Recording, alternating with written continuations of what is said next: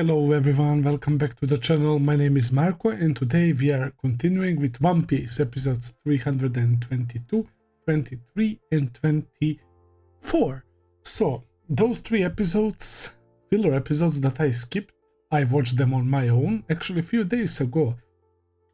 Now that I think about it, I needed some time. I kind of forgot what they were about. And I honestly feel kind of bad about that because those filler episodes gave us the classic One Piece emotional story, man. First one with the girl searching for her Yagara bluefin. That was so emotional, man.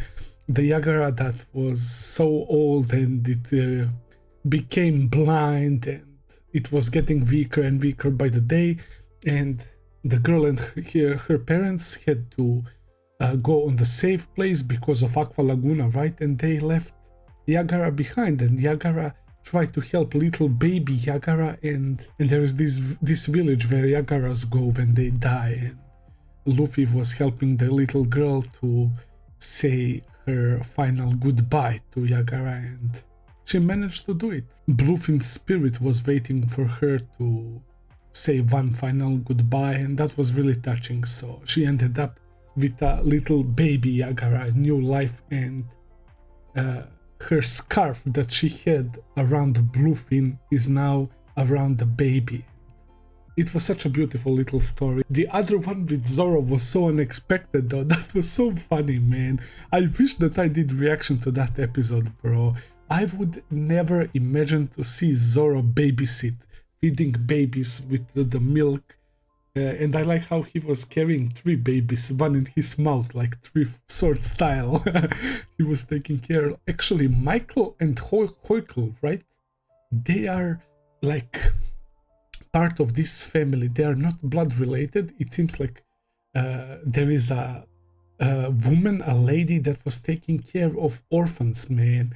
And that's pretty nice. It reminded me of the filler episodes from Dragon Ball Z when Gohan was befriending those orphan kids. It gave me similar vibes, man. But yeah, Zoro helped them. They were in debt. They were owing some money to loan sharks, and Zoro did his classic thing with the swords. He fucked them up, and they hired this like pirate worth 30-something million, and Zoro took care of it. So that was a great episode. And the last one was with Sanji, and we met the old guy, really old, older than Zeph. It looks like he was Zeph's apprentice or something. I mean Zeph's master, because there is a picture of him holding Zeph in like chokehold or something, or he was hugging him.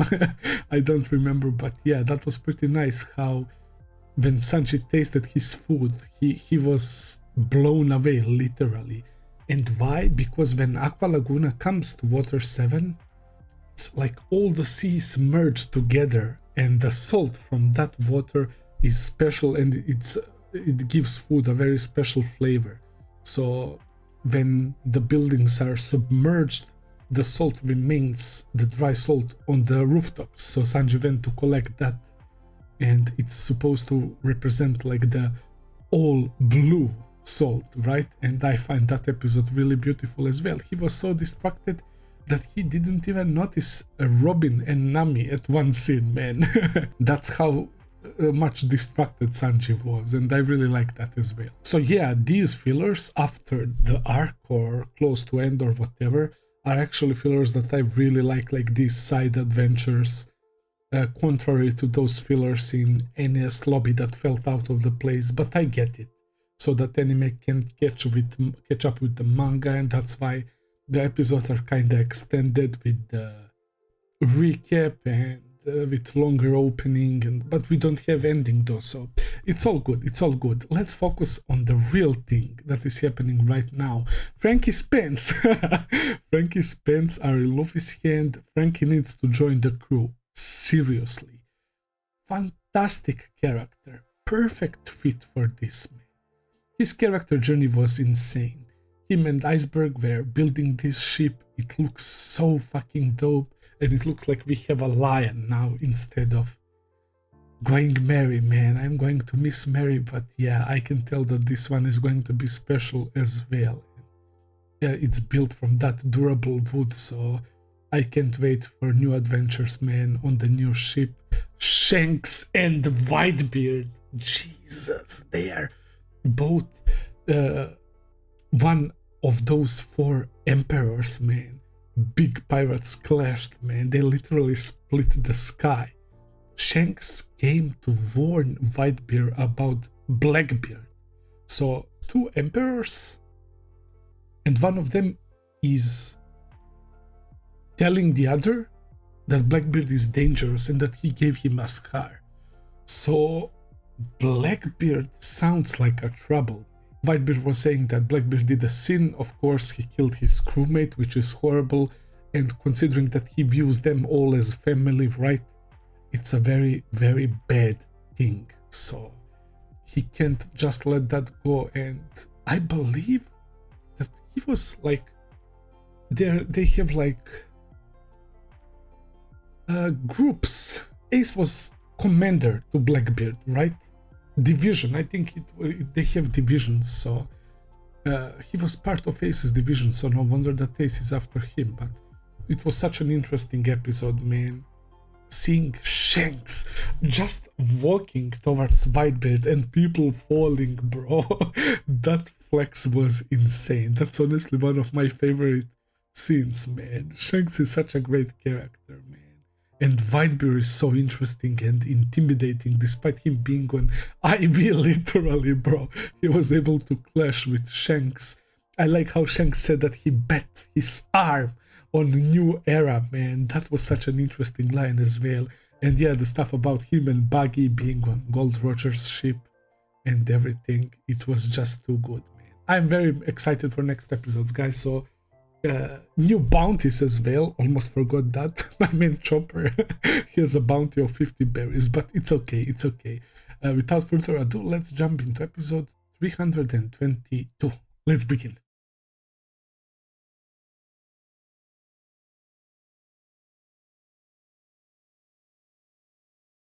Alright guys, it seems like we finally departed from Water 7. What an incredible 2 arcs, man. This finally feels like a conclusion and every single thing has been covered, bro. It's insane how well this story is written. Whew, man. Franky parting ways with Franky family, Iceberg Galayla, Water 7. Remembering Tom, the time he spent with Kokora and everyone, as he's crying from the pain of Robin crushing his balls, but she stopped doing it and he was still crying. That was such an incredible scene, man. And he finally joins as he says, well, someone needs to take care of that ship and I will be the one who is going to do it. It's simply phenomenal. We learned that Franky's dream is to build a dream ship and sail with it until the end of Earth. And that's exactly what he's going to do it. And as Asberg said on the ship of the future king of the pirates. Simply fantastic, man. The fact that Iceberg offered jobs to Franky family, he's gonna take care of them as well. It's amazing. Amazing conclusion, bro. The stuff with Usopp, Zoro's speech. I mean, everyone had the idea of Usopp returning, but nobody actually had that thought process like Zoro, and I respect Zoro for that, because at the end of the day, we liberated Alabasta. Like, we are pirates who are worth so much in terms of bounty. We are basically treated like the worst criminals almost, and it makes sense. We just declared war on the world government.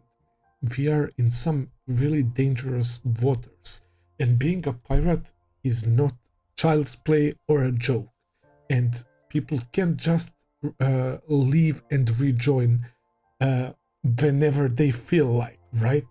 It would be it would put bad image on Luffy as captain, and I really respect Zoro for that, man.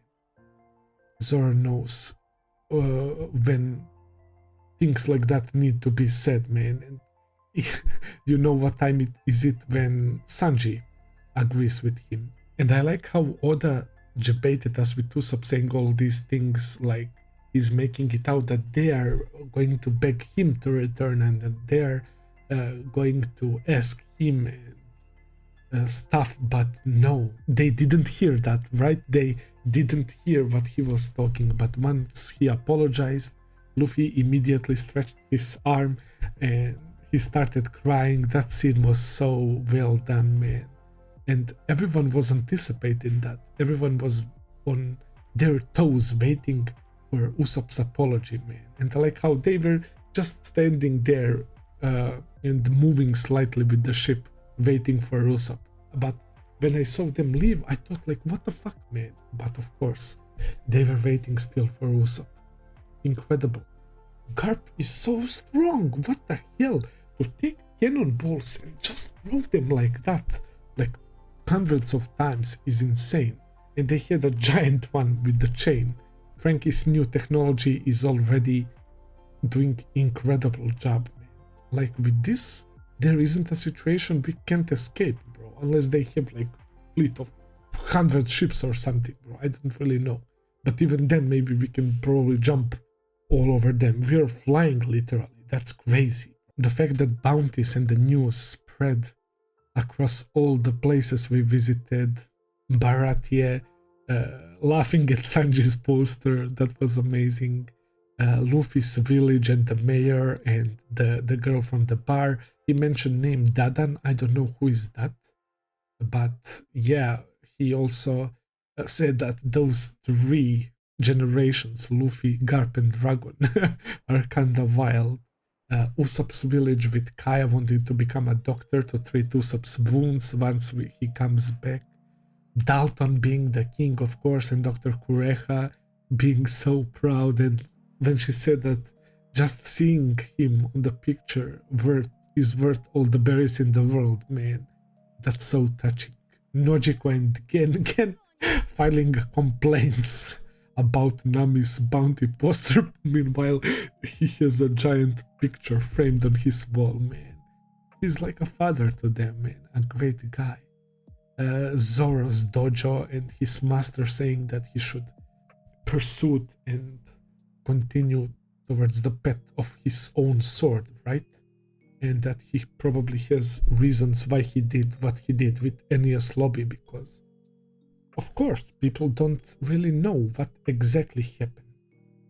And Luffy's father, they were mentioning how they are like taking some steps for their, I guess, liberating countries, because they're the revolutionary army, right?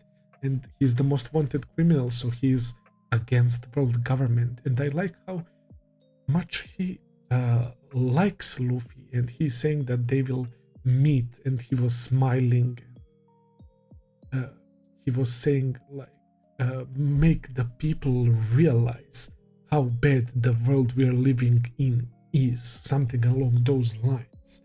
So it's safe to say that he's rocking with what Luffy is doing, and it makes sense because he's the enemy of the world government as well. Perfect stuff, man. Perfect.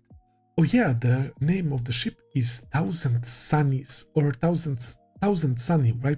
I think that's the name. All the other names that Luffy and the others suggested were wild, bro. I'm glad that Iceberg named the ship, and Franky, I mean, they both built it, but it's a pretty cool name picked by Iceberg. I like it a lot. I will end the video here for today. Thank you so much for watching, guys. I hope that you enjoyed. If you did, consider subscribing, leave a like, comment, all that good stuff as always. Check out my Patreon page if you want to see a few episodes early. I will be seeing you very soon with another video. Until then, take care and have a nice day. See ya, guys.